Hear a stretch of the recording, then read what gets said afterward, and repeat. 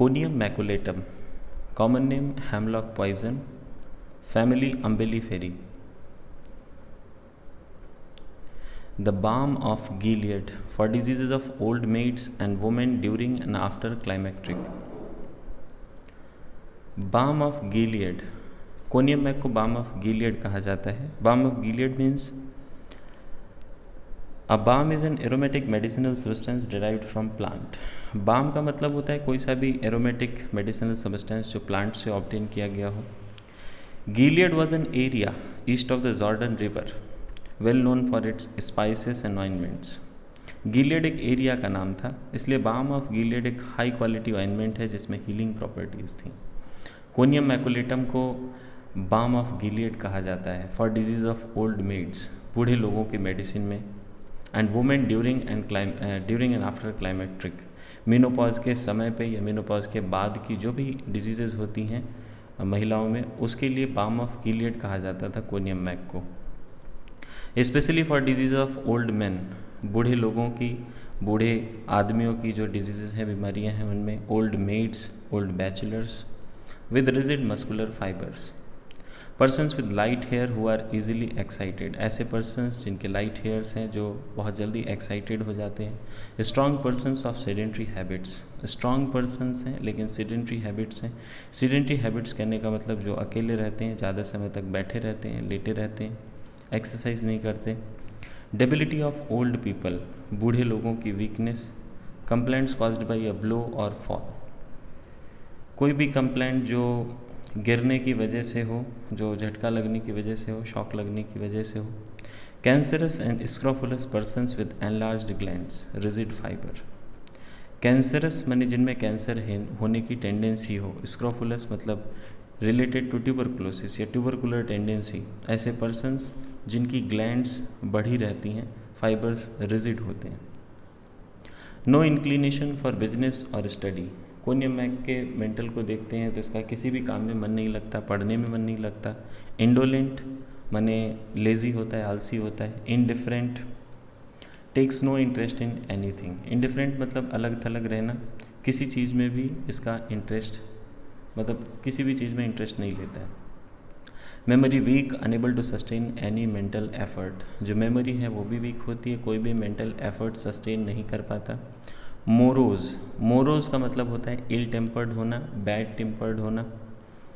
Easily vexed, बहुत जल्दी परेशान हो जाता है. डोमिनियरिंग, घमंडी, क्वेरलसम, झगड़ालू. स्कॉल्ड्स मतलब डांट फटकार लगाने वाला. Will not bear contradiction, opposite बात इसको जो है वो बर्दाश्त नहीं होती. ऐसा ही ऑरम में भी देखने को मिलता है. Excitement of any kind causes mental depression, किसी भी तरह का जो एक्साइटमेंट है उसकी वजह से मेंटल डिप्रेशन हो जाता है. ड्रीड्स बीइंग एलोन, अकेले रहना पसंद नहीं है. येट एवॉइड सोसाइटी, लेकिन सोसाइटी को एवॉइड भी करता है. कोनियम मैक के अलावा ऐसा कालीकार्ब और लाइकोपोडियम में भी देखने को मिलता है. Glandular induration of stony hardness, मतलब ग्लैंड्स में जो स्वेलिंग होती है वो स्टोनी हार्डनेस की होती है. Of meme and testicles in persons of cancerous tendency after bruises and injuries of glands. So stony hardness कहाँ देखने को मिलती है? ब्रेस्ट में देखने को मिलती है और टेस्टिकल्स में.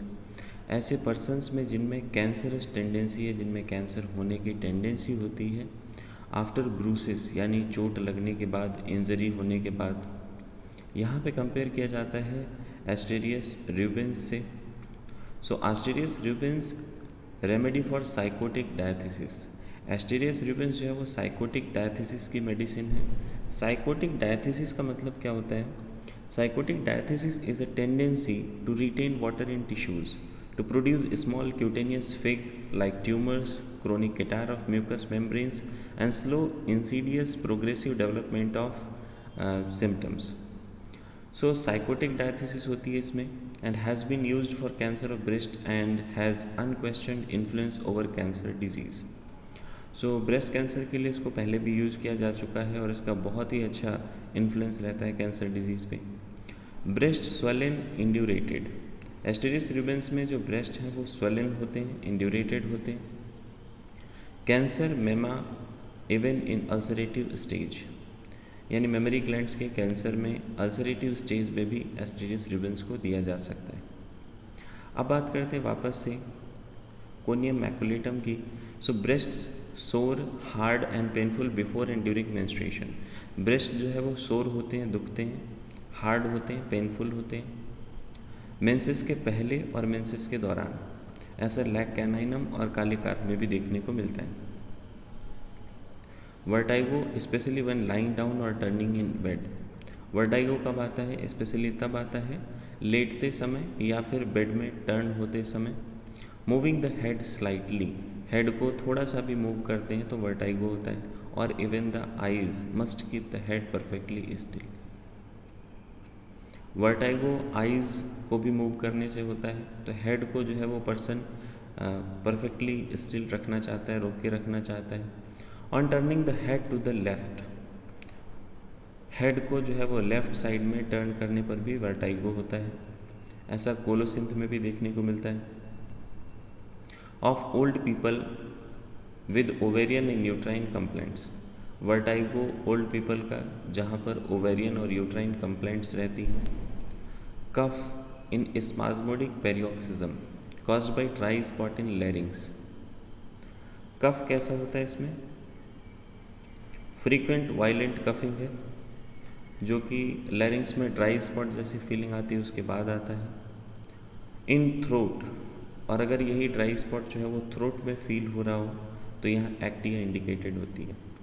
With itching in chest and throat, इसके साथ साथ चेस्ट में इचिंग होती है, थ्रोट में इचिंग होती है।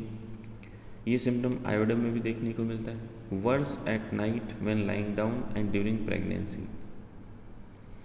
कफ जो है वो रात को बढ़ जाता है, दिक्कत हो जाती है, या फिर लेटते समय या फिर प्रेगनेंसी में। कॉस्टिकम एंड कालीब्रोम में भी ऐसा देखने को मिलता है। Great difficulty in voiding urine. Maturation करते समय, पेशाब करते समय बहुत ज़्यादा डिफ़िकल्टी होती है। फ्लो इंटरमिट्स, जो फ्लो है वो रुक रुक के होता है।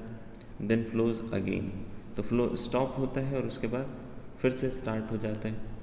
प्रोस्टेटिक और यूट्राइन अफेक्शंस, तो प्रोस्टेट ग्लैंड रिलेटेड कंप्लेंट्स होती हैं या फिर यूट्राइन कंप्लेंट्स होती हैं।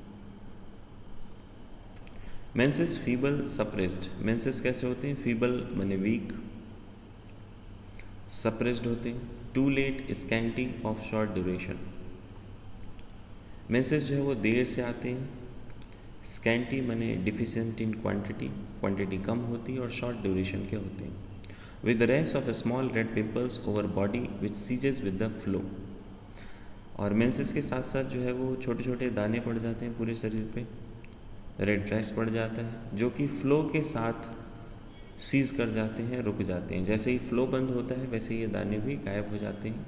ये सिम्टम डलकमारा में देखने को मिलता है। Stopped by taking cold, menses ठंड लगने की वजह से रुक जाते हैं। By putting hands in cold water, even ठंडे पानी में हाथ रखने से भी, ठंडे पानी से हाथ धोने से भी मेंसेस जो है वो स्टॉप हो जाते हैं। ऐसा सिम्टम लैक डिफ्लोरिटम में भी देखने को मिलता है। Leucorrhoea 10 days after menses. Leucorrhoea जो है वो मेंसेस के 10 दिन बाद होता है। बोरेक्स और बोविस्टा में भी ये सिम्टम देखने को मिलता है। Acrid, bloody, milky, profuse, thick and intermits. Acrid का मतलब जो स्किन को इरिटेट करता है, ब्लडी जिसमें ब्लड आता है, मिल्की वाइटिश कलर का होता है, प्रोफ्यूज मतलब ज़्यादा क्वांटिटी में, और थिक होता है, गाढ़ा होता है, और इंटरमिट मतलब रुक रुक के होता है। Bad effects of suppressed sexual desire. So conium mac bad effects of suppressed sexual desire की भी अच्छी मेडिसिन है। या फिर suppressed menses, non gratification of sexual instinct. Non gratification का मतलब होता है सेक्सुअल डिससेटिस्फैक्शन, और फ्रॉम एक्सेसिव इंडल्जेंस, या फिर बहुत ज़्यादा सेक्सुअल एक्टिविटी में इन्वॉल्व होने के भी बैड इफेक्ट्स में कोनियम वेल इंडिकेटेड है। Aversion to light without inflammation of eyes. Light से जो है वो दिक्कत होती है और आइज़ में इन्फ्लामेशन नहीं होता। Worse from using eyes in artificial light. दिक्कत कब बढ़ती है? जब आर्टिफिशियल लाइट में आइज़ का यूज़ ज़्यादा करते हैं।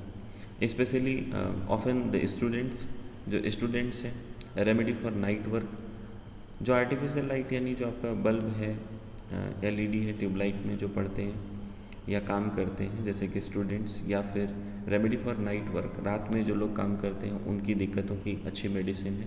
इंटेंस फोटोफोबिया, इसमें जो है वो फोटोफोबिया देखने को मिलता है, ब्राइट लाइट से पर्सन को एवर्जन होता है, ऐसे ही सोराइनम में भी देखने को मिलता है। Sweat day and night as soon as one sleeps, दिन रात जो है वो स्वेटिंग होती है, जैसे ही पर्सन सोता है वैसे ही स्वेटिंग स्टार्ट हो जाती है। और even when closing the eyes, even आंखें बंद करने से भी स्वेटिंग स्टार्ट हो जाती है, ऐसा सिंकोना में देखने को मिलता है। रिलेशंस की बात करें तो patients requiring conium often improve from wine और स्टिमुलेंट्स, जिन पेशेंट्स को कोनियम मैकुलेटम की रिक्वायरमेंट होती है वो अक्सर वाइन से या स्टिमुलेंट से इम्प्रूवमेंट शो करते हैं। Those person susceptible to conium can not take alcoholic stimulants when in health, लेकिन जो पर्सन कोनियम के लिए ससेप्टेबल हैं वो हेल्दी स्टेट में अल्कोहलिक स्टिमुलेंट को नहीं ले सकते। Compare arnica rhus tox in contusions, contusion जो चोट लगती है, दोष की चोट अगर ग्लैंड्स पे लगी है तो वहाँ पे कोनियम, आर्निका और रस्टॉक्स को कंपेयर किया जाता है। आर्सेनिक एस्टेरियस इन कैंसर, आर्सेनिक और एस्टेरियस रूबिन्स से कंपेयर किया जाता है कैंसर में। कैलकेरिया सोराइनम इन ग्लैंडुलर स्वेलिंग्स, कैलकेरिया और सोराइनम से कंपेरिजन करते हैं ग्लैंडुलर स्वेलिंग्स में। Is followed well by psorinum in tumours of meme with threatening malignancy, conium जो है वो बहुत अच्छे से फॉलो किया जाता है सोराइनम के द्वारा जब ब्रेस्ट में ट्यूमर्स होते हैं और साथ के साथ मेलिग्नेंसी होने के चांस होते हैं। Aggravation at night, lying down, turning और rising up in bed, celibacy, aggravation कब होता है? रात को होता है, लेटने पे एग्रेवेशन है। टर्निंग और rising up in bed, bed में जो है वो मुड़ने से, उठने से। सेलिबेसी का मतलब सेक्सुअल एब्सटिनेंस से, यानी सेक्सुअल इंटरकोर्स अवॉइड करने से। Thanks for watching. Like, share the video with your friends, comment the topics you want me to explain, and subscribe the channel for more videos on homeopathy.